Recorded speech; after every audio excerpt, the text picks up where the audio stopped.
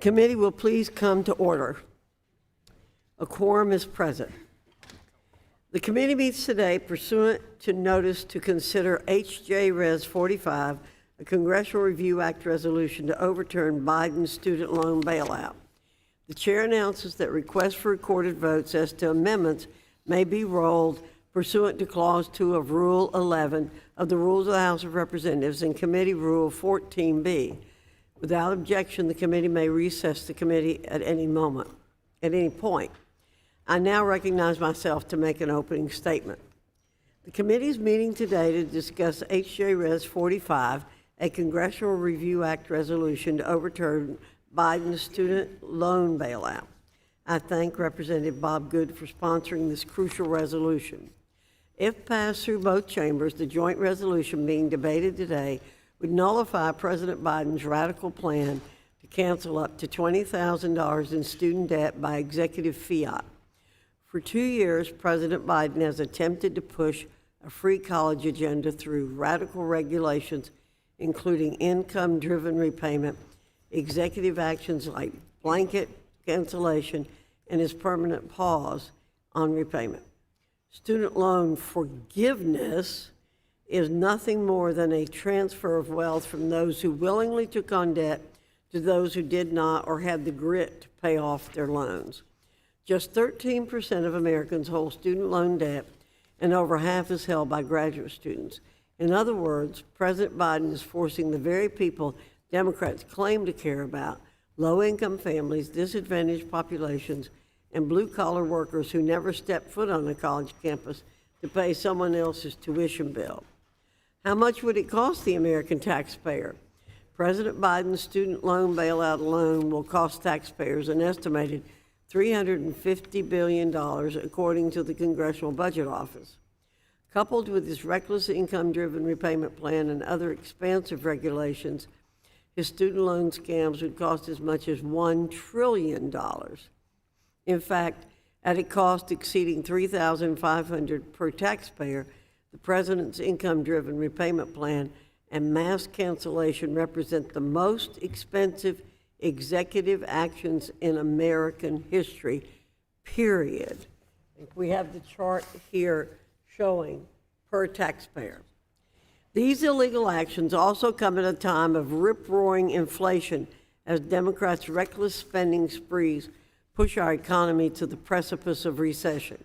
The president's debt transfer plan alone could increase inflation by as much as 27 basis points, making it even harder for families to put food on the table and gas in their car.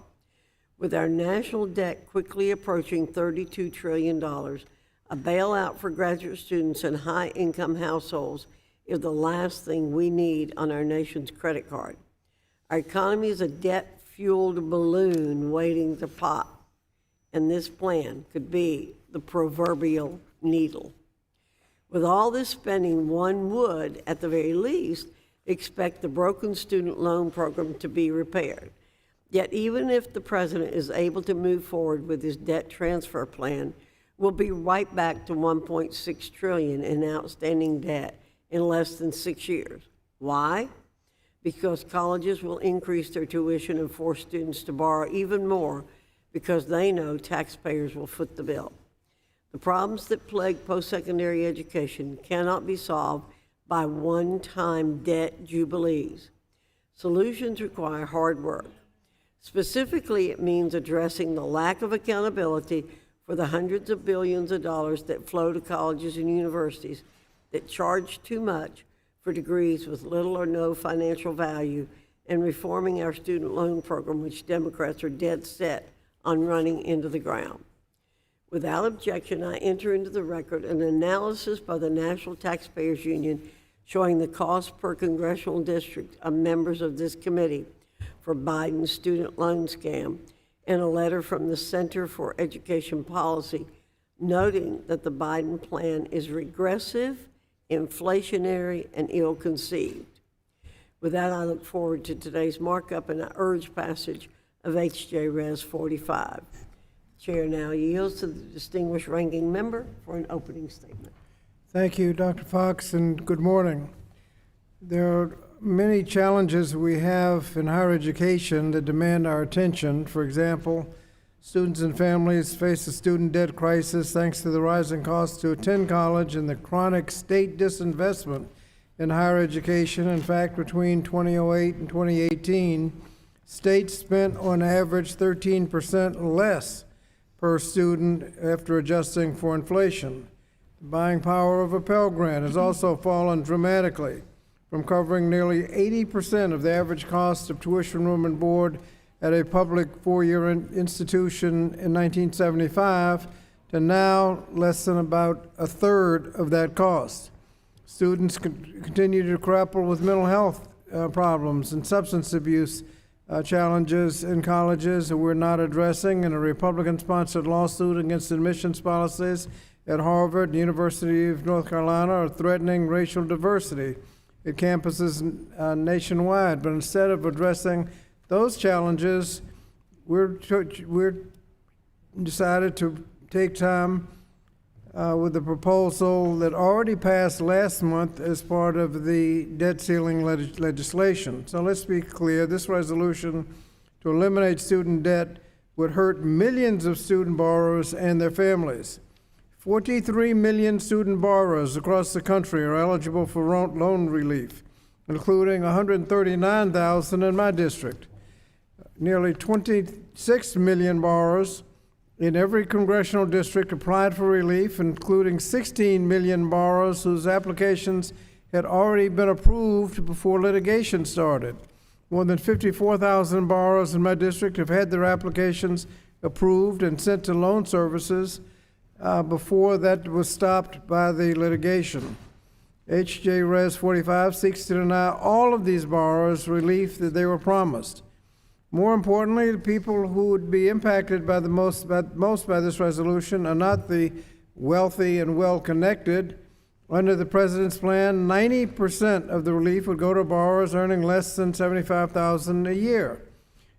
H.J. Res 45 would almost be possible to implement. Even if you don't like the student loan relief, it'd be impossible to implement because, first of all, you don't get to pick and choose in a Congressional Review Act. You don't get to pick and choose which parts of the rule you're overturning. You have to overturn the whole rule, one of which was the pause in payments.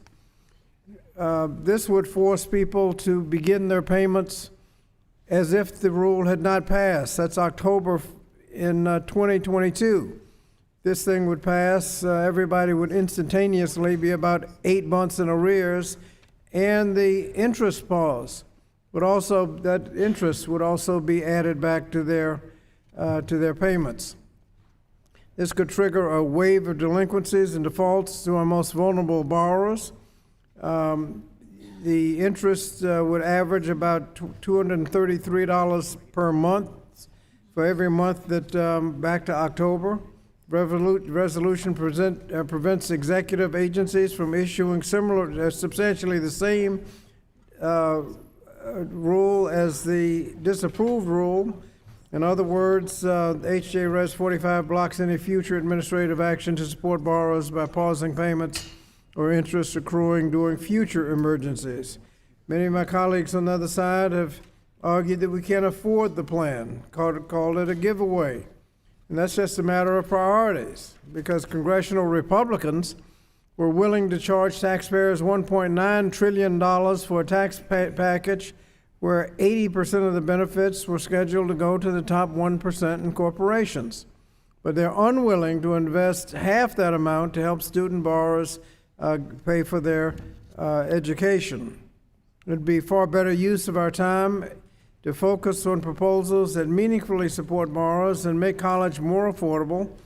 As you've mentioned, Madam Chair, we need to look forward, and we have introduced legislation such as the Loan Act, which lowers the cost of college by significantly increasing the Pell Grant and reducing the interest on the student loans as two of the major factors in that bill. So that would help students in the future. And the bottom line is that we have a responsibility to strengthen support for those seeking a college degree, not because everybody should be forced to get one, but for those who want a college degree they should have access to that opportunity.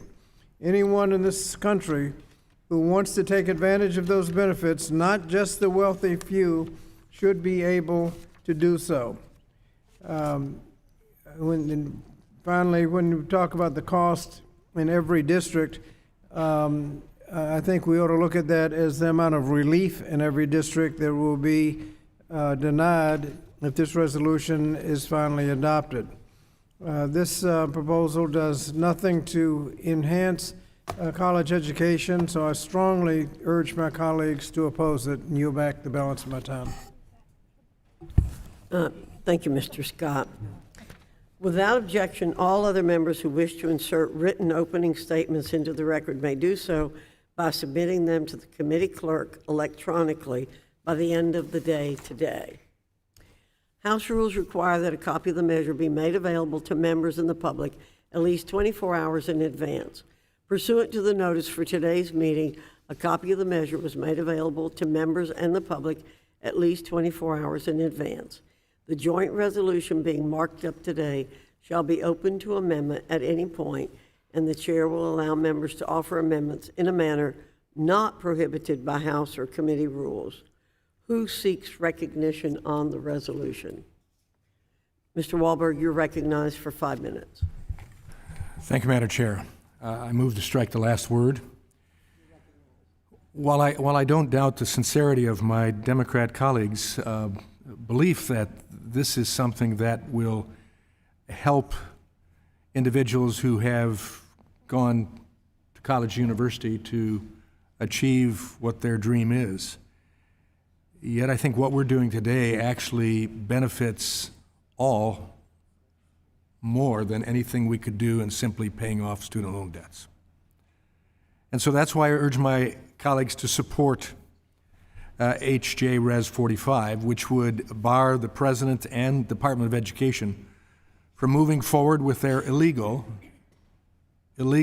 debt transfer scheme. Let's be truthful. This scheme will only increase inflation and do nothing to address the root causes of increasing college costs. There's a reason why, I believe, Republicans are now recognized as the party of the working man and woman. We recognize that this bartering for votes in giving student loan payoff schemes really goes to those that have the greatest ability, because the majority of that debt is for those that have gone on to graduate studies. Forcing those who did not go to college or those who sacrificed and saved to pay their way through school to pay for someone else's debt is not a fair deal. I remember the fact that my twin brother and I wanted to go to college. Our parents said, "That's great. Earn it." So we did. And it meant sacrificing, saving, and in certain cases with grad school, taking some additional time in order to be able to pay for our own student debt. I've heard from constituents all over my district who saved every penny that they could in order to pay off their loans. I've heard from parents who saved diligently so their sons and daughters had the opportunity to pursue higher education. The Biden administration's rule is a slap in the face to their hard work. We should be discussing ways to drive down the cost of college, making an education more affordable for all Americans. There's bipartisan consensus, I believe, that the cost of a college education is too expensive.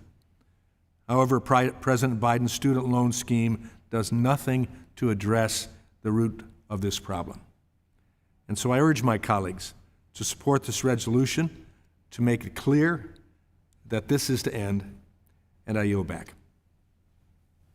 Gentleman yields back. I believe, Mr. Sablon, you're recognized for 5 minutes. Madam Chair, I move to strike the last word. You're recognized for 5 minutes. Thank you, Madam Chair. Before getting to my remarks, I'd like to remind my colleague who just spoke that 93,800 borrowers in his district would be denied relief if this resolution were enacted. Thank you. We're here today to discuss two emergencies, the student debt crisis and the COVID-19 pandemic, which compounds the challenges already being faced by too many student loan borrowers and their families. The actions taken by both the previous and current administrations to pause student loan payments have served as a lifeline to millions of borrowers, including my constituents in the Northern Mariana Islands. In conversations and emails with a constituent who contacted me regarding who contacted me and just was discussing the daily routines, the daily rituals of life as a mother who had to come back and re-get an education and start life again, struggles, but that there was one thing in her life that was a bright light. It was the student loan repayment pause and potentially the loan forgiveness. And the current and final pause actually has been extended until 60 days after the Supreme Court releases its decision regarding President Biden's student debt relief plan, or 60 days after June 30th if the litigation is unresolved. Despite the nearing end to this extension, the resolution we are discussing today would harshly roll back the latest payment pause, which was in effect from September through December of 2022. This rollback would unfairly force borrowers to pay back amounts they did not know they would be responsible for at this time under guidance from the federal government, as the payment pause affected payments, interest, and collections on defaulted loans. It takes time to rebuild after an emergency. This is a notion that seems to have been understood by both sides of the aisle, given that the student loan payment pause was extended twice under the Trump administration. The resolution would also impact students who have had their loans forgiven based on qualifying payments made during the pause. This is cruel. The individuals who have benefited from the student loan pause and those that would benefit greatly from President Biden's student loan debt relief plan, which would also be struck down by these resolutions, were struggling before the COVID-19 pandemic. The COVID-19 emergency moved the goalposts for student borrowers by further threatening their financial stability as a result of wage disruptions and additional expenses incurred due to the public health emergency, including related supply shortages and inflation. The committee held a hearing just this March, which highlighted the challenges facing student borrowers in light of the pandemic. The policies our Republican colleagues are discussing reversing today were put in place with the recognition that we're facing a serious student debt problem, one that is contributing to the inability of students to afford even basic needs after graduation and would have likely caused devastation for many had the COVID flexibilities not been in place. I urge my colleagues to oppose this harmful resolution. This measure would preempt the legal proceedings currently underway in the Supreme Court and, most importantly, cripple millions of individuals who deserve to be supported, not penalized in their pursuit of a quality education and subsequent gainful employment. And for the record, none of my statements were written by ChatGPT, but were actually, the contribution actually included a student with student loan debt. Thank you very much. I yield back the balance of my time. Thank you. The gentleman yields. Ms. Miller, you're recognized for 5 minutes. Thank you, Madam Chairwoman. I move to strike the last word. You're recognized for 5 minutes. Thank you, Chairwoman Fox and Representative Good, for introducing this important resolution. I strongly oppose President Biden's proposal to force blue-collar workers in my district to pay off the student loans of borrowers who attended universities who are sitting on billion-dollar endowments. This plan is an attack on responsible Americans who chose to work hard and save money to pay for their education, and it's a slap in the face to the members of our military who are serving our country in uniform to earn tuition benefits. Higher education costs are skyrocketing because left-wing universities are hiring an army of DEI administrators. We must investigate and expose the massive increase in administrative costs that have nothing to do with providing students with a quality education that will lead to gainful employment. Universities that charge students six figures for humanities degrees in cultural Marxism should be on the hook when their graduates cannot get a job to repay the loan.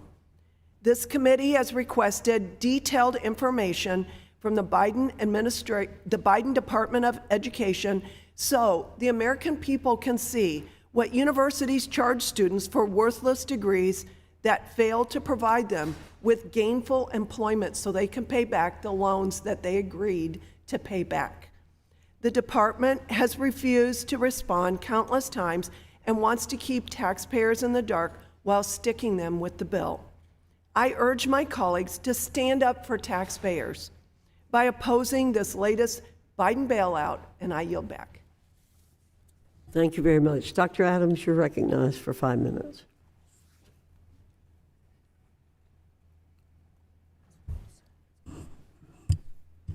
Thank you, Madam Chair. I move to strike the last word. You're recognized for 5 minutes. Thank you. I rise today in opposition to House Resolution 45, which will disapprove of waivers and modifications on borrowers' federal student loans.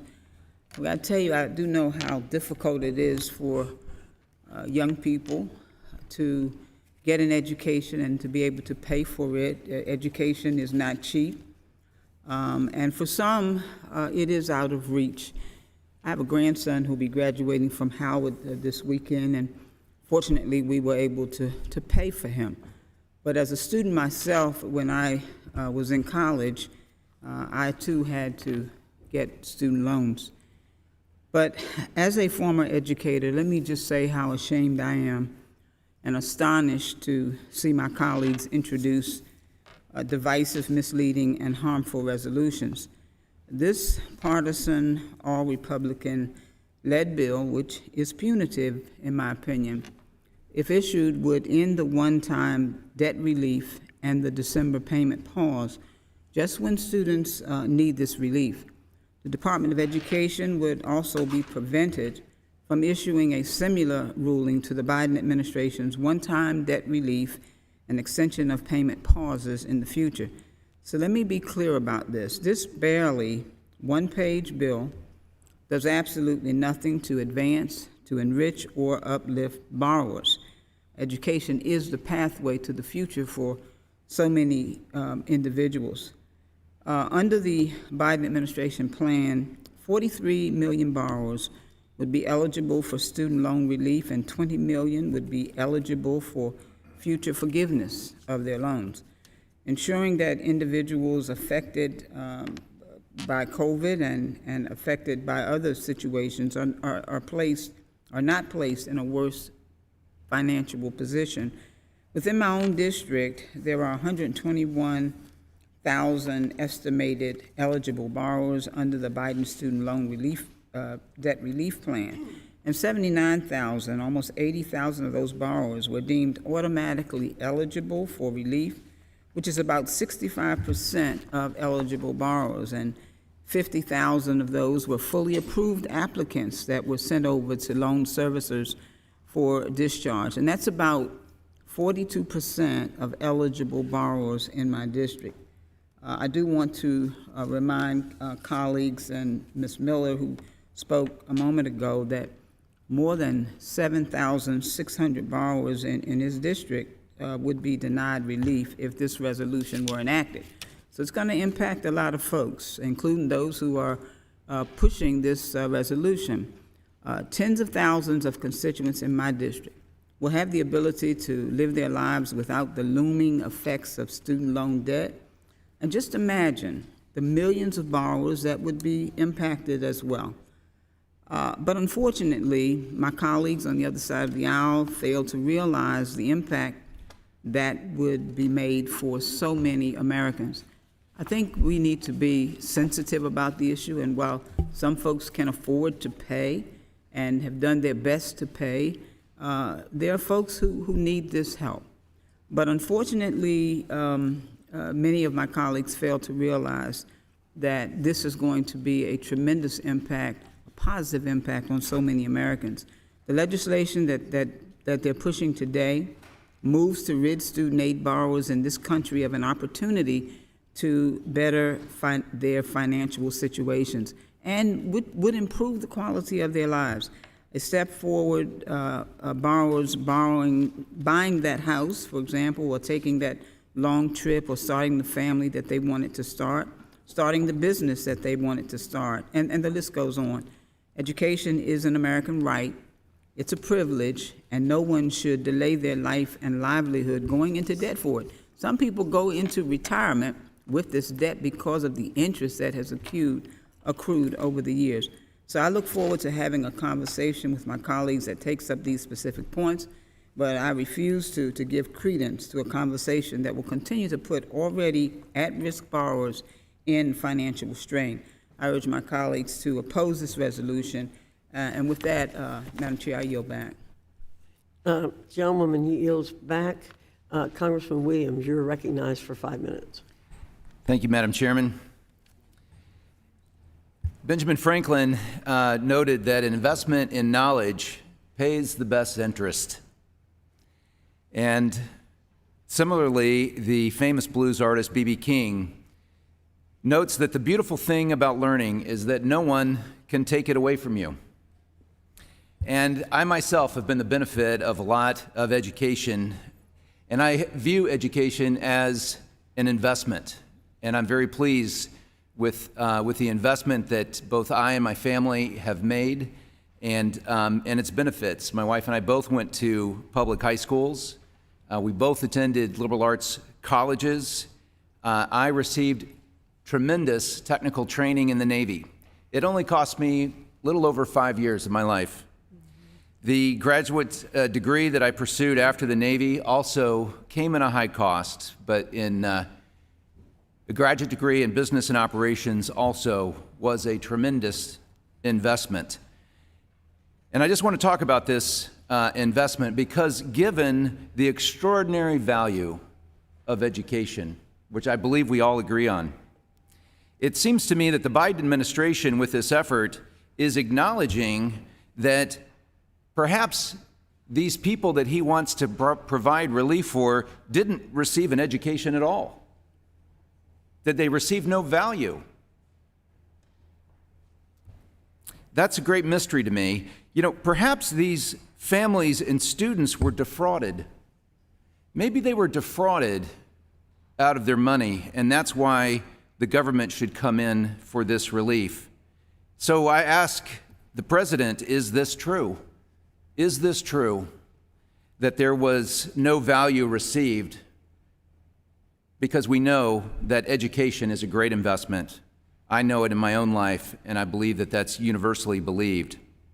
So perhaps we should be investigating whether these families and students were defrauded instead of just a blanket forgiveness of debt. So my question is, forgiving this debt is either an admission of failure of our higher education system, or it's a tremendous transfer of wealth from the working Americans onto a select handful. I support this bill, and I urge my colleagues to do the same. Madam Chairwoman, I yield back. Thank you, Mr. Williams. Ms. Jayapal, you're recognized for 5 minutes. Thank you so much, Madam Chair. Before getting to my remarks, I'd like to remind my colleague, Mr. Williams, who just spoke, that 115,400 borrowers in his district would be denied relief if this resolution were enacted.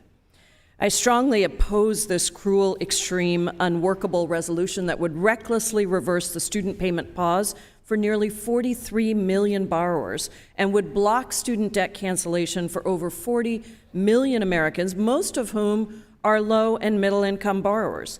Even President Trump acknowledged the burden of student debt and the threat that the economic fallout of the pandemic would have on borrowers when he waived loan interest and let borrowers pause payments using his legal authority. He then signed into law the Bipartisan CARES Act, which paused these payments. He then later extended the pause on student loan payments again using his legal authority. President Biden has continued this pause under the same authority, and also recognize that disadvantaged communities pursuing a pathway to the middle class should not be trapped in a lifetime of debt. That is why the Biden administration proposed canceling up to $20,000 in student loan debt per borrower receiving Pell and $10,000 for other borrowers from working families. But this dangerous resolution threatens that transformative relief. Over 40 million borrowers will be eligible for cancellation, and half of those borrowers are represented by Republican members of Congress. This resolution would cruelly send nearly 44 million surprise loan bills to borrowers by abruptly ending the pause, which has saved borrowers an average in these very difficult times of about $233 per month and has helped boost credit scores for 30 million people by an average of 30 points. I just want to share some direct quotes on what this has meant to my constituents. My family has less debt and is closer to freedom. It doesn't affect me, but I'm so glad that it's there for those who need it. Besides. Not living paycheck to paycheck, not worrying about feeding my family. This is what constituents across America are saying. The pause has made some progress towards the promise of economic mobility. But this bill would force millions of Americans who are saving an average of $233 a month from the pause to pay the government for 4 months of retroactive payments plus interest. That's nearly $1,000. That is absurd. Instead of guaranteeing a pathway to prosperity without crushing student debt, this Republican bill would guarantee borrowers struggle by retroactively ending the payment pause and blocking debt relief.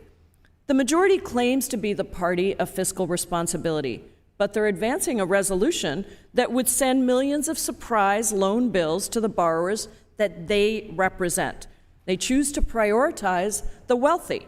$757 billion in PPP loans were forgiven. Half of those loans went to the top 20% richest incomes in the first year, and the majority said nothing. 2 members of this committee totaled $7.5 million in PPP forgiveness, and who can forget the $1.5 trillion worth of corporate tax handouts in 2017 that working families are still paying for. So don't fall for the GOP myth that this cancellation helps the wealthiest. In fact, 90% of these relief dollars for student debt cancellation go to those who are earning less than $75,000 a year. And no one earning more than $125,000, no individual, will receive relief. The majority says they're the party of fairness and lawfulness, but they want to reverse the public service loan forgiveness for otherwise eligible public servants in their own districts. Who is that? Law enforcement, service members, first responders, others who are part of the 615,000 public servants that played and paid by the rules under the pause. They do not deserve this cruel, extreme, unworkable proposal. If the majority were concerned about rural Americans, they never would have put this resolution on the table, because rural Americans owe an average of $35,000 in student debt, and 1 in 6 have fallen into delinquency or default, above the national average of 1 in 7. If they were concerned for those who skip college to avoid student loan debt, they would have supported meaningful reforms to our higher ed system, like College for All, which would end disinvestment in college access and give people a path to debt-free college. We tell our kids to pursue higher education as a tool for economic and social mobility, but college isn't affordable anymore, and the enduring weight of student debt prevents many borrowers from accessing opportunities to truly transform their lives and their country. I urge my colleagues to block this resolution. I yield back, Madam Chair. Thank you. Mr. Grossman, you're recognized for 5 minutes. Thank you. This is just one more step by the Biden administration to weaken America in so many different ways. The obvious way we've talked about today is it further robs Congress of the power of the purse, creates another precedent that that we really have a dictator as president, doesn't have to worry about Congress. But there are other things here as well. It encourages irresponsibility. We penalize those people who prepay loans as opposed to those who aren't paying their loans off at all. It continues down the path of not addressing the underlying problem in this country, which is the cost of college education is too great, at a time where colleges all around the country are hiring diversity coordinators, an obvious place to cut. We're saying, well, it doesn't matter because you're still going to have a high enrollment because we're going to hand out student loans to people, and those people more and more over time are going to begin to expect that those student loans can be forgiven. It further drives the country in debt.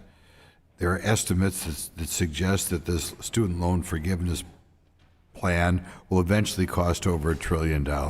We're already at $31 trillion of debt. We already have inflation out of control. The whole country, and I think the financial markets, are looking to see whether the United States is ever going to get their financial house in order. This loan forgiveness just screams, no, the United States is still governed by a bunch of people you'd expect to be governing a banana republic in which we think nothing of apparently putting another $1 trillion on the books. So I will emphasize, I think this forgiveness is illegal. It is unconstitutional. It further sends the message to future Americans that the idea of paying off your own loans is foolish, because ultimately the government will step in and pay off those loans for you. And therefore, I'm glad we have HJ Res 45 before us today. I'd like to thank the chair for advancing it, and I yield the remainder of my time. Well, I thank you very much for yielding. I want to respond to some confusion that my Democrat colleagues appear to be having about what HJ Res does and does not do. Unfortunately, radical advocacy groups whose sole mission is to see every last student loan transferred to taxpayers have put out untruthful claims about this legislation to scare student loan borrowers. With zero evidence of historical precedent to rely upon, these left-wing advocates are misleading borrowers by, among other things, telling them that they will have to make payments retroactively for the time student loan payment was paused. That's just not true. My Democrat colleagues are unfortunately amplifying this deceitful claim. However, I want to be clear. Nothing in this bill requires the Department of Education to break down the doors of borrowers like Biden's IRS army and force borrowers to make retroactive payments.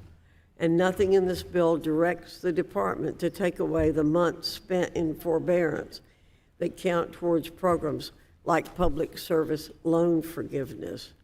This administration's been using its bully pulpit to sell a bill of goods to borrowers while knowing it has no legislative authority on which to base its promises. And the clock was reset, but I know there was only about 2 minutes left, and so I'm going to stop my comments there and to honor the time that was allocated to me, and I yield back.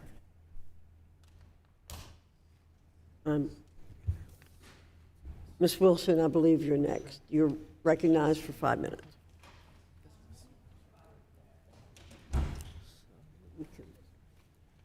You're recognized for 5 minutes.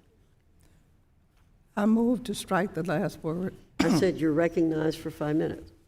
I'd like to remind my colleague who just spoke that 76,800 borrowers in his district would be denied relief if this resolution were enacted in Wisconsin. I'm sure he doesn't want that to happen. Please help me understand what is wrong with this Congress. I have served on this education committee for more than 10 years, and out of the clear blue, Republicans are attacking public education and are anti-teacher, anti-college, anti-education, and anti-student. They're attacking our children, our schools with no shame. Why? What happened? Who drank the Kool-Aid? Not my education committee. Somebody help me wrap my hands around this. We all know that a college degree is the surest way to economic mobility for Democrats and Republicans. My parents paid for my college monthly like a mortgage, no loans. As the economy slowed and college costs rose, we ushered in college loans for some. And in 1973, because of the loans were overwhelming, the Pell Grant was born. But the Pell Grant could not keep up with the cost of college. Through the years, the student debt crisis grew. Now the crisis has turned into a life-altering catastrophe that is about to cancel lives and must be addressed and rectified now. I personally know people in their 50s and 60s still paying for their student debt.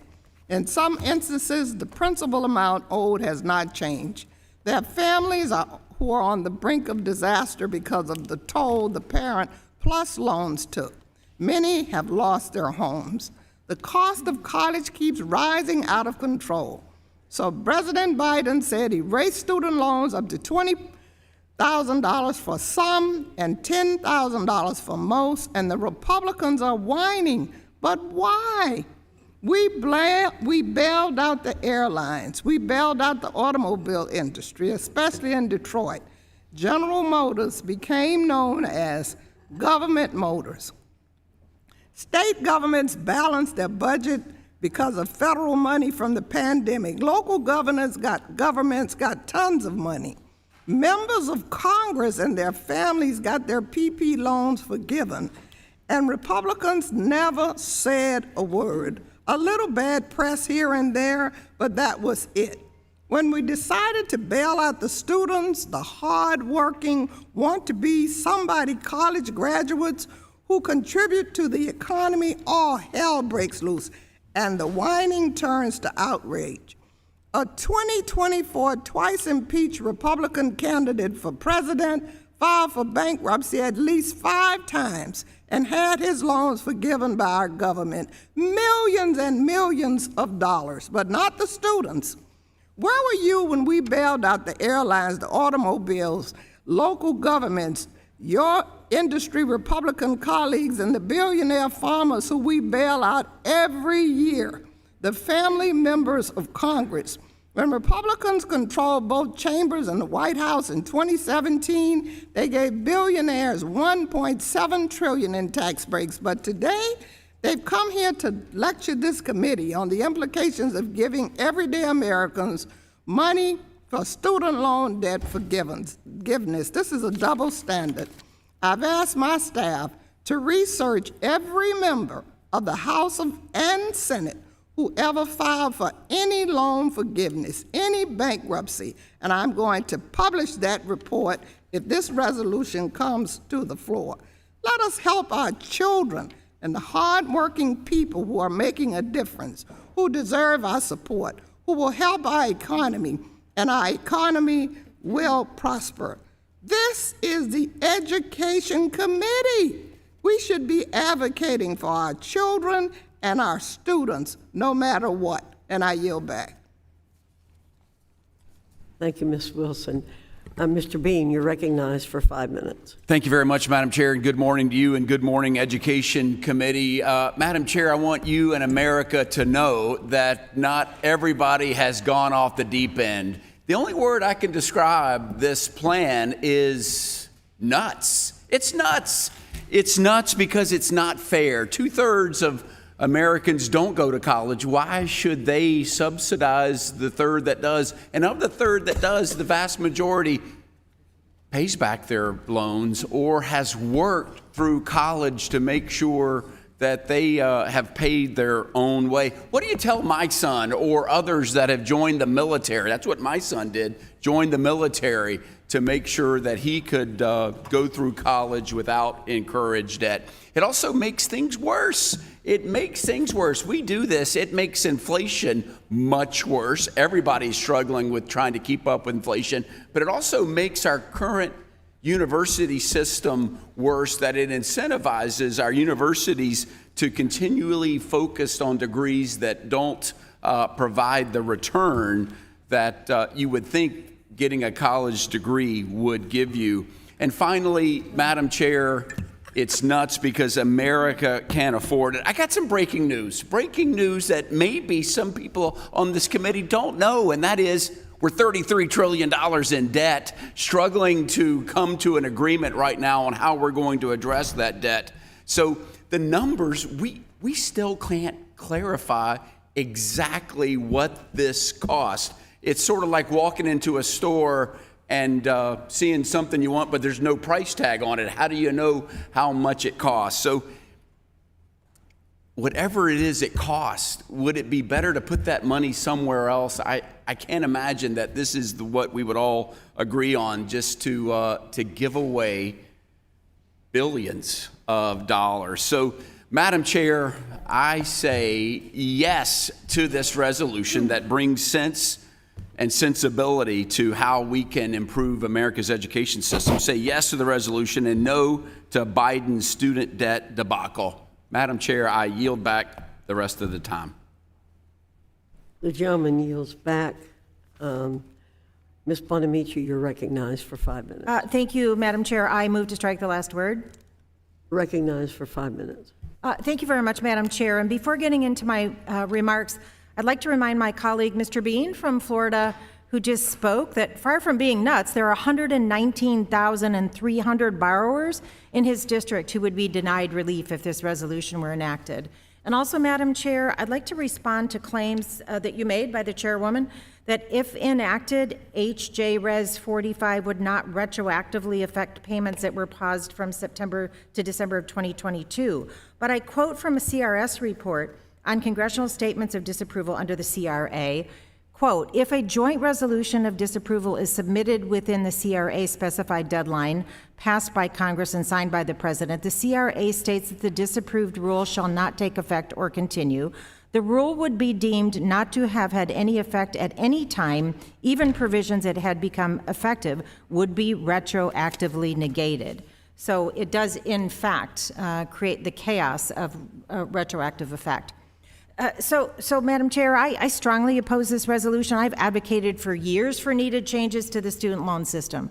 That was true before the pandemic, but especially important in the aftermath, which brought sudden economic uncertainty to millions of borrowers. In fact, this student debt relief plan will help about 43 million Americans. More than a third of those, I note, are more than 40 years old. And I also want to align myself with the comments made by my colleagues that this Congress has bailed out industries. They've forgiven loan debt throughout the pandemic with PPP. As a parent, as a school volunteer for years, as an advocate for students, and as a policymaker, I know education is the best investment we can make to give everyone the opportunity to be successful in school and in life. There are many important issues in higher education we should be talking about instead of this resolution we're marking up. They're genuine issues of unaffordability. I'll note that the cost of higher education has almost tripled since I went to college and law school, and we need to reasonably and helpfully address that growing debt burden, particularly affecting borrowers of color. There's a lot we could and should be doing. We could crack down on predatory for-profit institutions that aggressively target low-income students and then overcharge and overpromise. I submit that we would benefit from discussing the decline of humanities, which is especially concerning at this time in our country when we desperately need more empathy and more ethics. We should also be working together to increase access to affordable, high-quality opportunities to get a higher education.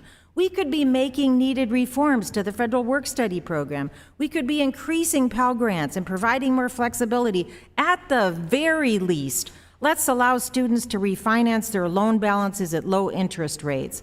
We could be marking up my bipartisan streamlining income-driven manageable payments on loans for education or Simple Act that will help prevent student loan defaults by automatically enrolling struggling borrowers in income-driven repayment plans so they can repay based on financial ability. There's a lot we can be doing to make higher education more affordable and accessible, but instead, the bill we're marking up today will hurt borrowers who desperately need relief. That's disappointing, and not just for me, but for the millions of Americans who are being held back by student loan debt. I urge my colleagues to vote no and defeat this resolution, and I yield back the balance of my time. Gentlewoman yields back. I recognize now the sponsor of the resolution, Mr. Good. Thank you, Madam Chairman, and I move to strike the last word. You're recognized for 5 minutes. On Monday, President Biden's secretary said If you buy a car, you're expected to make the monthly payments. If you buy a home, you're expected to pay the mortgage every month. That is the expectation. And I agree, and I'm sure that most of my colleagues do, and we should apply that same logic to the issue at hand today. If you take a loan from the taxpayers of America to go to college, as I did, as my children have done, you are expected to pay it back, as I did and as my children are doing. President Biden doesn't understand this common sense issue. He has wielded his executive power to inflict more financial harm on the American taxpayer through this $315 billion student loan transfer scheme. And that is transfer scheme in terms of transferring the debt to the taxpayers who did not incur the debt. 60% of the constituents in my district don't have a college degree. Yet the Biden administration wants them to pay for the education of others who are projected to earn more money than those who did not get the college degree. I'm proud to be the sponsor of this resolution of disapproval under the Congressional Review Act to hold President Biden accountable for his reckless, unfair, unlawful, unconstitutional student loan proposal. Simply put, President Biden does not have the authority to transfer student loan debt to the taxpayers and to unilaterally spend $315 billion without an act of Congress. His plan to make college free was not able to pass Congress even when the Democrats had total control of both houses and the White House. So he has unilaterally tried to act by executive decree. That is not America. That is not our constitutional republic. Federal involvement in higher education has done nothing to bring down the cost of college. In fact, for every dollar increase in student loan subsidies, colleges simply increase their tuition by 60 cents. Across the country, more than 92% of all student loan debt comes from federal loans totaling over $1.6 trillion. And this debt is held by just 13% of the population. The federal government is creating a culture of irresponsibility and dependency in this next generation. And the federal government's pause of student loan payments has already cost hardworking Americans an estimated $195 billion just over the last 3 years. I encourage everyone to support this resolution. The student loan transfer scheme doesn't make the debt go away. It shifts the cost from borrowers and transfers it to hardworking American taxpayers. Congress must act to stop the unilateral and unconstitutional actions of President Biden that are exacerbating the higher education financial crisis. So I thank the committee and the chairman for holding this markup, and I urge my colleagues on both sides to vote in favor of this resolution and support this common sense legislation. And I yield back. Thank you, Mr. Good. Ms. Hayes, you're recognized for 5 minutes.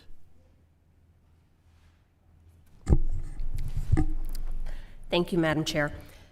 I urge my colleagues, did you say Hayes?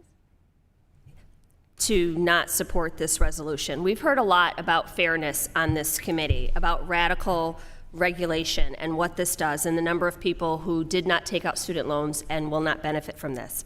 I do not own a small business, yet I supported payroll protection because I recognized that that was good for our communities. In 2008, when we bailed out the banks, I did not own stock in any corporation, and I was a taxpayer and recognized that that was something that we needed to do to support our American economy. Similarly, when we bailed out the housing industry, I did not own a home, but as an American taxpayer, my tax dollars went to supporting those who did because I recognize that that's what we do as a country. Members of this Congress and of this committee have benefited from bailouts as recently as last year and bankruptcy protection for years, for generations, and no one has said boo about those things. But when it comes to supporting young people who are just trying to have a chance to make a life for themselves, that's where we draw the line. 38.6 million borrowers will benefit from student loan forgiveness. 90% of those dollars will go to people making less than $75,000 annually. We have bailed out CEOs from the wealthiest corporations who attended Ivy League institutions, yet we draw the line at 18-year-olds trying to get a fighting chance. There's something clearly wrong with that. We also heard about useless degrees. We are at a time where we have a shortage of frontline workers, teachers, nurses, social workers, engineers, all of the public servants in our community have jobs that require higher education. College is being framed as a luxury. In many instances, it's a necessity. These are the people who we need in our communities. And those essential workers should also come from the hardest hit communities. We should not have to import people into our communities that come from families that can afford to go to college. This is deeply personal to me. I'm a teacher. I went to college to become a teacher. I took out student loans. So the debt that I acquired through student loans was not to become a member of Congress. It was to become a teacher and teach in the community where I grew up and I lived, a Title I, low-income, underperforming community. I felt that I could be of service to that community. And there are so many young people who feel exactly the same way.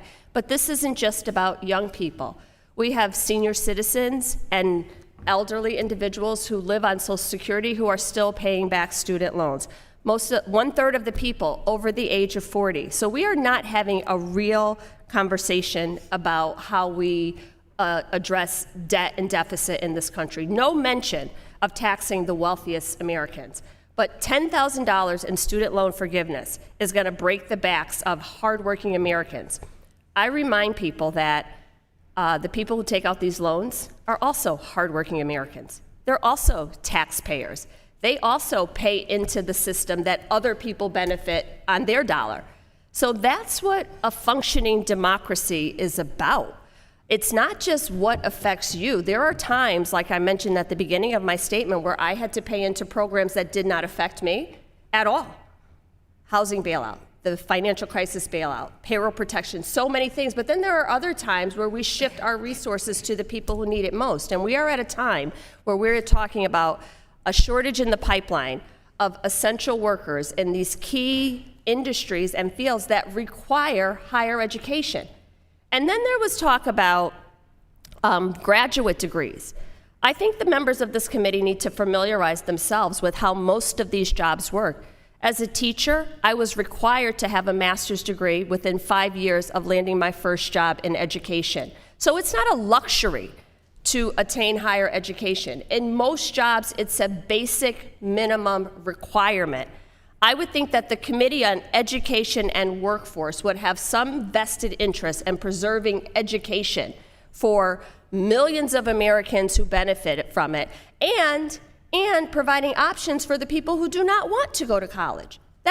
College is not our only option, and I've said that many times on this committee, but it seems like every time we gavel in, it is another attempt to dismantle education in this country.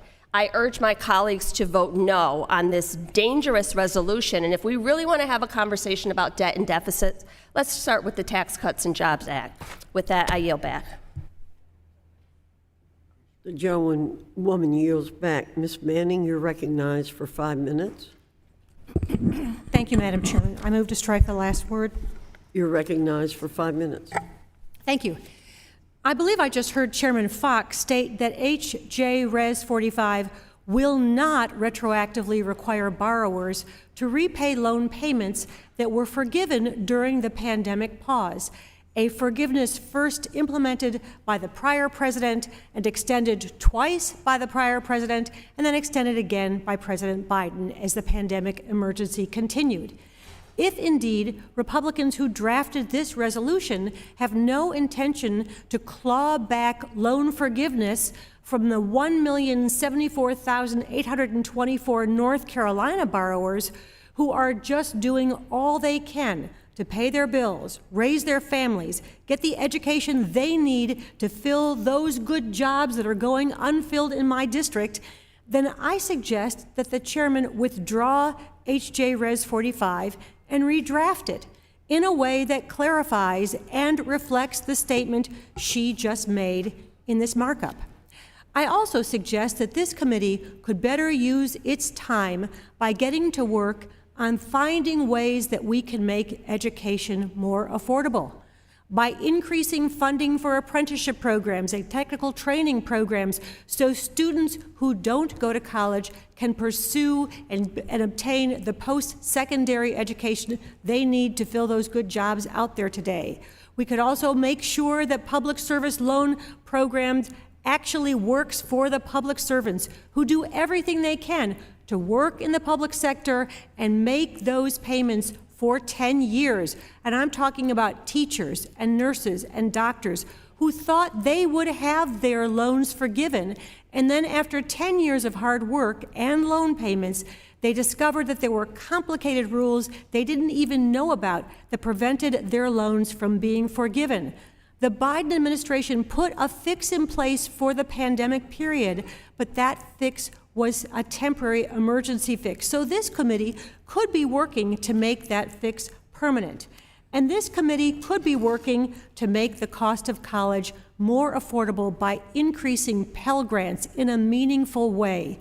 When Pell Grants were established, the goal was to put college within reach of families who had no money for college. In 1978, a student attending a public four-year university would have had about 70 to 80% of their costs covered by Pell Grants. Today, that figure sits at around 20 to 30%. Pell Grants are a lifeline for low-income students. An estimated 97% of Pell Grant recipients had a total family income of at or below $60,000 in the academic year 20 to 21. Students of color are also more likely to be Pell Grant recipients, and I have wonderful colleges in my district where the vast majority of students are Pell Grant recipients. It is unacceptable that a college education is now unaffordable for so many Americans that have found themselves drowning in debt. But it is also unacceptable that the Pell Grant program, which has helped so many students get the education they need, has become so devalued. So Congress could be doing, and this Education Committee could be doing what they need to do to make college more affordable for students, rather than clawing back loan forgiveness as this HJ Res 45 is doing. So I urge my colleagues to vote no, and with that, I yield back. The gentlewoman yields back. Ms. Omar, you're recognized for 5 minutes. I move to strike the last word. You're recognized for 5 minutes.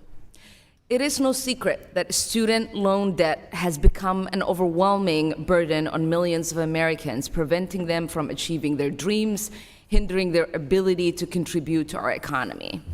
I am so disappointed to see the efforts from my Republican colleagues to use the CRA to attack millions of workers and families with student debt. If you can get past the shock of how cruel this is and ask why, you will see the answer is to simply score political points and nothing more. Some of my colleagues on the other side are fine with accepting millions of dollars in PPP loan forgiveness for themselves and are always ready to bail out corporations, but draw the line at providing financial relief to individuals struggling with student loan debt. They also like to falsely claim that student debt relief will merely pay off the debt of the elite. But the truth is, President Biden's debt relief program was designed to provide much-needed relief to most economically vulnerable borrowers, with more than 90% of student debt relief going to borrowers earning below $75,000 per year. That includes more than 75,000 constituents in Chairwoman Fox's district who are eligible for student debt relief, 77,000 constituents in Chair Owen's district, and almost 97,000 constituents in Representative Stefanik's district, and over 40 million eligible constituents across the country that would benefit from debt relief, half of which have already been fully approved for discharge but are in limbo because of politically motivated efforts by the Republicans. Since the beginning of the payment pause, which began under the Trump administration and has had bipartisan congressional support up until recently, millions of borrowers have been able to use the monthly savings to keep food on the table and roof over their heads during the pandemic. But perhaps the cruelest piece of this proposal is the one that would retroactively overturn the 7th payment pause. This would not only force borrowers back into repayment, but resulting in thousands of dollars in payments and accumulated interest added back onto their balances. The cruelty is the point. The reality is that payment pause has been critical economic lifeline for tens of millions of borrowers. Public service workers have been able to accrue credit towards forgiveness under PSLF. This proposal will also claw back progress made and reinstate loans that have been canceled over this time frame.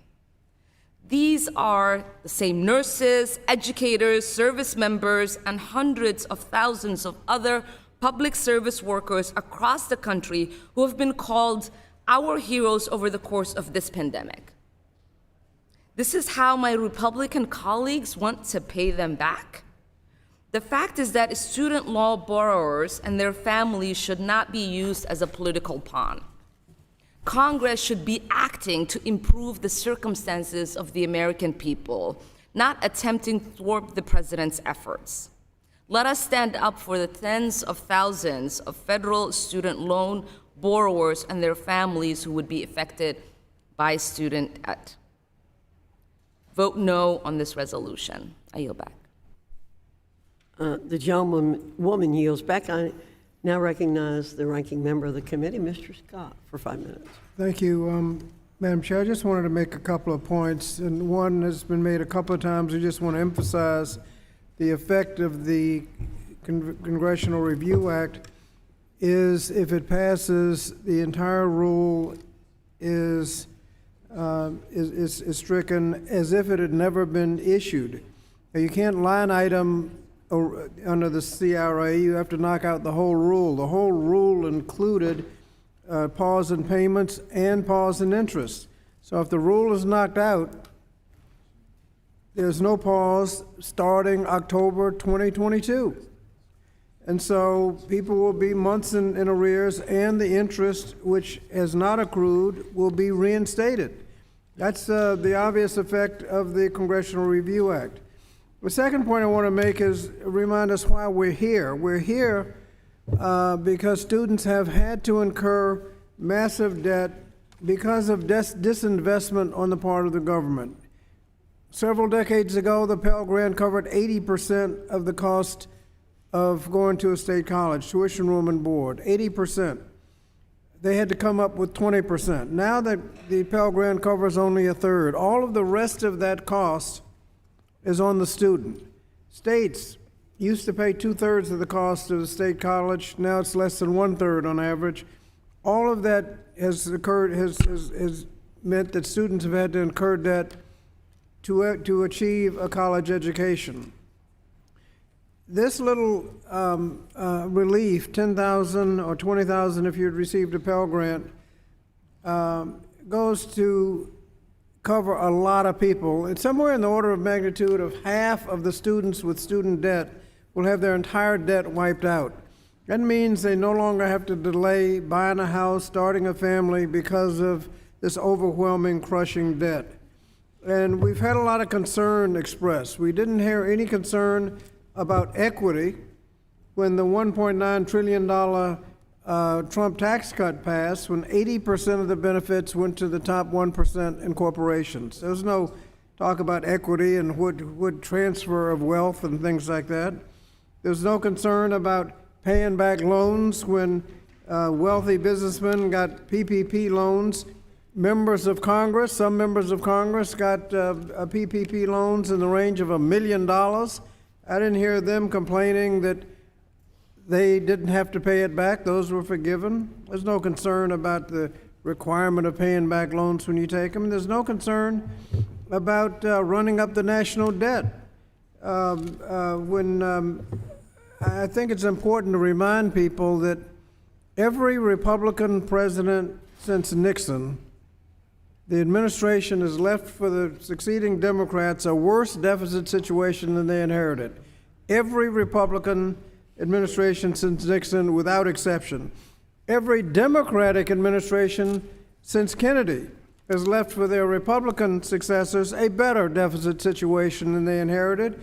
President Trump was on the way to fulfilling that trend before the pandemic, and President Biden has already started chipping away at the deficit. So this student debt relief is a small step in the right direction. It helps a lot of people, and I think it's as equitable as we can get. But as we have heard, we need to look to the future in other legislation. The Loan Act significantly increases the Pell Grant so that students don't have to take out as much student loan and don't have to pay as much interest when they do take out those loans.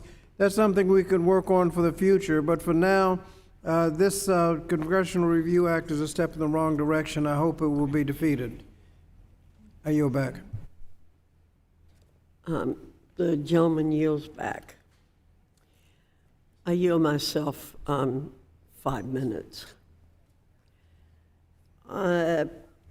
There's some things that I want to talk about in terms of what we're taking away, but before that, I want to respond a little bit to what the ranking member has said.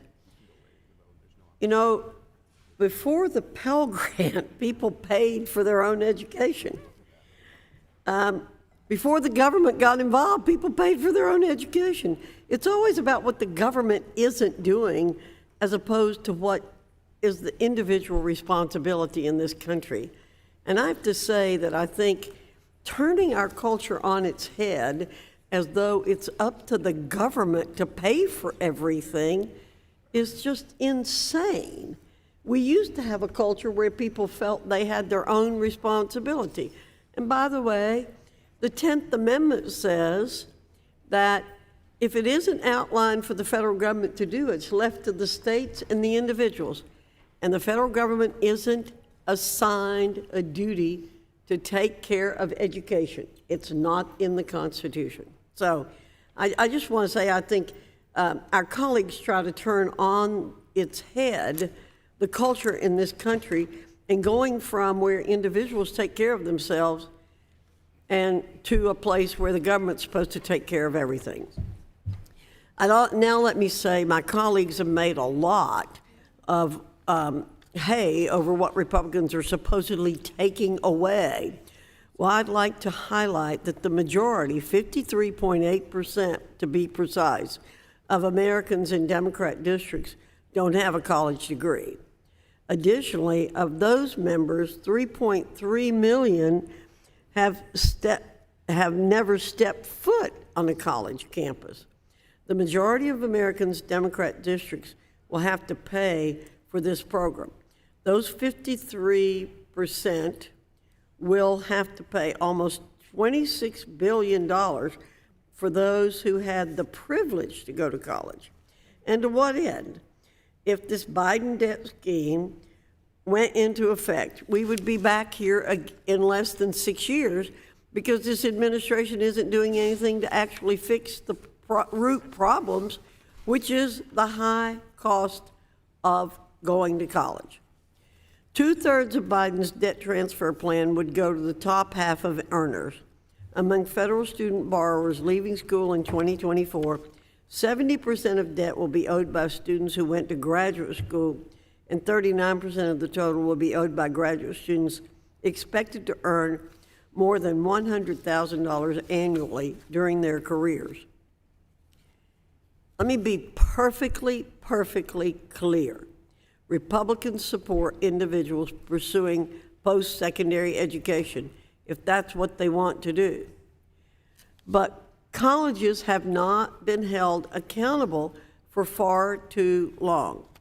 The solution to the challenges facing our system aren't to just forgive debt, but rather to crack down on the system to ensure students aren't being taken advantage of and tuition costs going up higher than the rate of inflation. I will now recognize Mr. Takano for 5 minutes. I yield to the ranking member for 30 seconds. Thank you. I thank the gentleman for yielding. I just wanted to quote President Johnson when he signed the Higher Education Act. He said it means that a high school senior anywhere in this great land of ours can apply to any college or any university in any of the 50 states and not be turned away because his family is poor. That's our responsibility to our nation. Thank you. I thank the ranking member reclaiming my time. Madam Chair, I move to strike last word and would like to rise in opposition to this joint resolution. I would have hoped this committee would be pursuing action pertinent to helping student borrowers and seeking to support improvements for the federal student loan program rather than to dismantle any improvements. If implemented, this joint resolution would effectively prohibit the Biden administration from implementing their one-time student debt relief plan. It is imperative to note this is a one-time relief plan, not a revolving door of relief. And despite what the Republicans of this committee will loudly claim, the one-time relief is not a bailout. This is a lifeline. And I would implore the Republicans on this committee to speak with borrowers in their own districts about this very issue, as college debt has become and has been weighing on borrowers in all stretches of this country. The administration has taken historic action in light of extraordinary circumstances to help borrowers receive some much needed relief. The president's targeted student debt cancellation plan would provide breathing room for more than 40 million Americans. Let me repeat, 40 million Americans. In my district, in California alone, an estimated number of 95,000 borrowers would be eligible for student debt relief. And at this juncture, 56,000 borrowers have applied or were deemed automatically eligible for relief in the 39th Congressional District, my district. These numbers are not just statistics. These are real-life Americans that are yearning for some support. There are borrowers that have been saddled with crushing debt for years as their student loan payments have prevented them from purchasing homes, having children, saving for retirement, and being able to have some financial freedom. The second portion of this resolution gears attention towards the payment pause. Let us remember this simple fact. The Trump administration was the first to place the payment pause into effect. The first pause was placed into effect during March 2020, during the beginning of the COVID-19 pandemic. And as the pandemic relentlessly dragged on, multiple payment pauses were enacted during both the previous administration and the Biden presidency. This joint resolution would roll back the payment pause for the months of September through December 2022. This would only cause further confusion for borrowers. I find the notion of this committee action today disheartening. As we await to hear the final say from the Supreme Court ruling, we should be taking steps to help both current and future borrowers. And I would like to stress that before the courts put the debt relief program on pause, 26 million borrowers had either applied for or were automatically eligible for debt relief. The ruling in June will determine the fate of millions of borrowers. The rising costs of tuition are of a significant concern, and as members of the House Education and Workforce Committee, we should be looking for ways to help borrowers minimize the amount of debt graduates are left to repay. It appears to me that my colleagues on the other side of the aisle are intent on leaving borrowers in disarray rather than helping them. Student debt is crushing our borrowers, and I commend the Biden administration for taking historic action. I urge my colleagues to avoid this harmful resolution. And let me say that I would join the chairwoman in an effort to hold educational institutions and states across this country in terms of reining in the costs of higher education. But let us remember that state support of education, the state's support, has diminished over the last several decades, pushing more and more of the costs onto families and making them borrow. But might I add that we need to do far more to rein in the abuses of the for-profit college industry, and I would hope the chairwoman would join me in that effort. I yield back. The gentleman yields back. Mr. Moran, you're recognized for 5 minutes. Thank you, Madam Chairman. Nearly 30 years ago, I began my post-secondary education studies. Though my parents supported my educational pursuits in many ways, they were not able to do so financially. So that financial burden was one that I largely bore on my own. Better stated, it was a financial investment that I chose to make in my future. To pay for much of my college education, I took on a variety of jobs. I did things like working as a server, running vending routes, serving as a painter's helper, refereeing intramural sports, roofing houses in the hot Texas summer sun, and even working as a teaching assistant at a junior high school. Despite my hard work, though, a shortfall did exist between what my college education cost and what I could earn during those times of work. I made up that shortfall by taking out federal student loans, something I was willing to do because I had counted the costs and the benefits of making that decision on the front side. I knew that it was my individual responsibility to fully repay those loans because I understood that I would be the beneficiary of this decision and this investment in my future. While in the process of taking out these loans, I thoroughly vetted my options and determined which would be most beneficial for my academic journey. I figured out just how much these loans were going to cost me and how long I could expect to pay them off for. And it did. It took me years, but I was willing to do that and always happy that I made that investment. In short, when I took out these loans, I fully understood the financial obligations associated with them, and I willingly accepted those obligations because I knew the long-term benefits for me and my family. As the father of 4 school-aged children, including 2 who are preparing the next step in their journey past high school, it's important that my children understand the options and that they weigh the costs and the benefits, and together we make a decision about what cost and what benefit and what avenue to pursue. I do not expect other families to bear the burdens of the decision that me and my kids are making together, a decision that will certainly benefit them. Unfortunately, this difficult conversation is not one that many families are having or that enough families are having. As a result of this, many first-time students are enrolling in student loan programs, not fully understanding the financial responsibilities associated with pursuing higher education, and this has left thousands of students earning degrees that they cannot pay for down the road. Just a couple of days ago, Press Secretary Jean-Pierre said, quote, "If you buy a car, you are expected to pay the monthly payments. If you buy a home, you are expected to pay the mortgage every month. That is the expectation," unquote. For once, I can say that I agree with her. Applying the same principle here, if you take out student loans, you are expected to pay for those student loans, not other people. The student loan forgiveness program proposed by this administration is both unfair and unconstitutional. It's contrary to free market economics. It incentivizes students to take out way more than they need and way more than they can pay back, and it incentivizes colleges and universities to redirect potential funds away from merit-based scholarships to other non-essential expenditures, because everybody knows that the assumption is those loans will get paid off by the government, and neither the students nor the universities have to worry about it. Approximately 92% of all student loan debt in the United States is held by 13% of the population, with the majority of this debt being owned by individuals seeking a graduate or professional degree after obtaining their 4-year degree, something that I did. In East Texas, in my district, nearly 70% of the adults do not have college degrees. The president, by this initiative, is asking these individuals to bear the burdens of those who chose to pursue a college education and to incur the debt associated with it.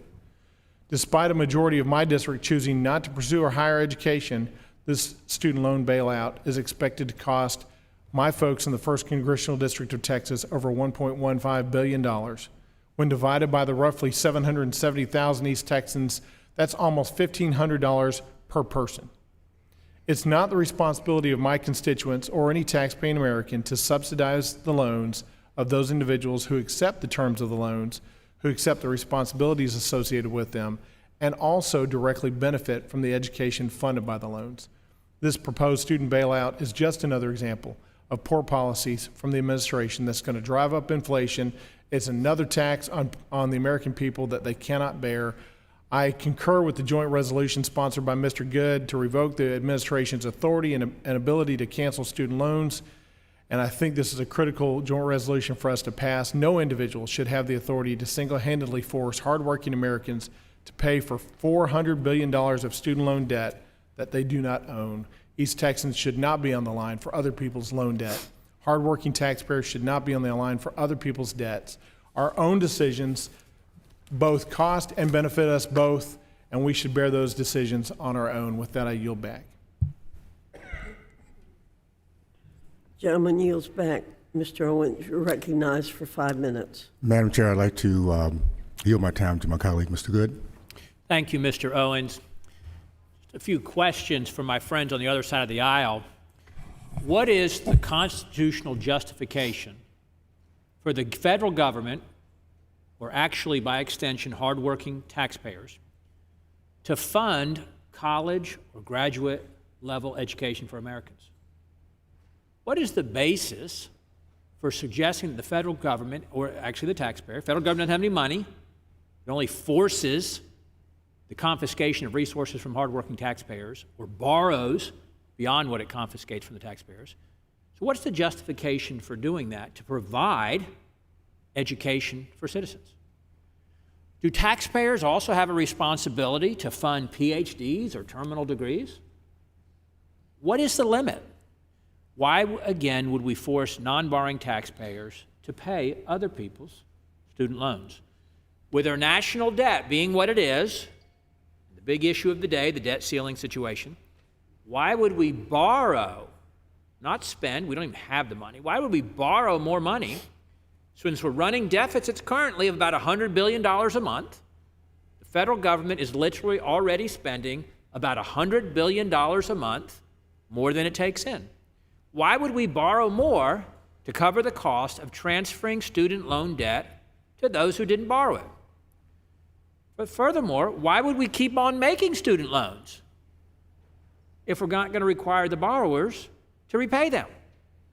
Is there any limit to what the government should do, or better said, force hardworking taxpayers to do, to provide for the citizens, or actually to saddle them with more debt?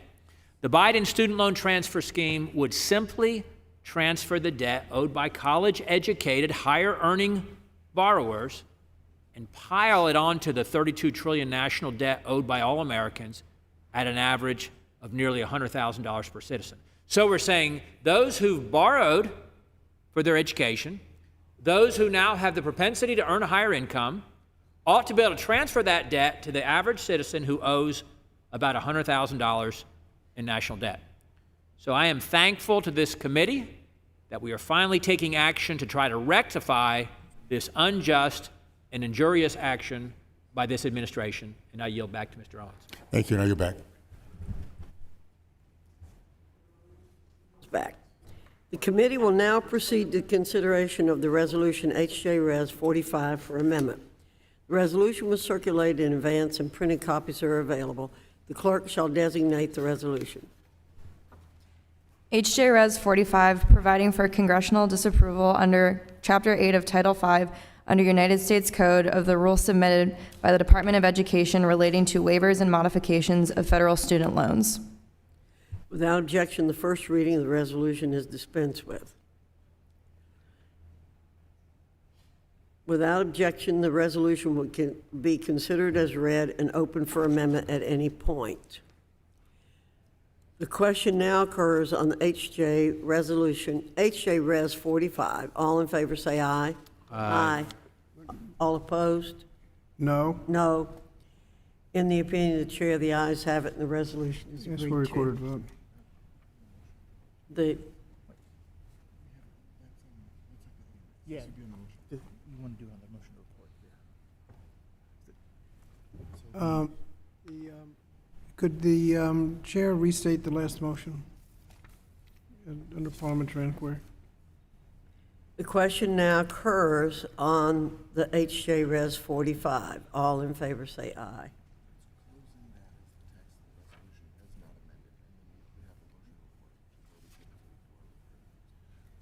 Thank you. I withdraw my request for a recorded vote. Thank you. So, there being no other members to speak on the resolution, I now entertain a motion to report the resolution and recognize Mr. Good, the sponsor of HJ Res 45. Madam Chairman, I move the Committee on Education and the Workforce report the resolution HJ Res 45 to the House of Representatives, and with the recommendation that the resolution be agreed to and the resolution do pass. The question now occurs on reporting HJ Res 45 to the House with a favorable recommendation. All in favor say aye. Aye. All opposed, no. No. In the opinion of the chair, the ayes have it and the motion is agreed to. That's for a recorded vote. The gentleman has requested a recorded vote. The committee will now recess and convene later in the day for a vote.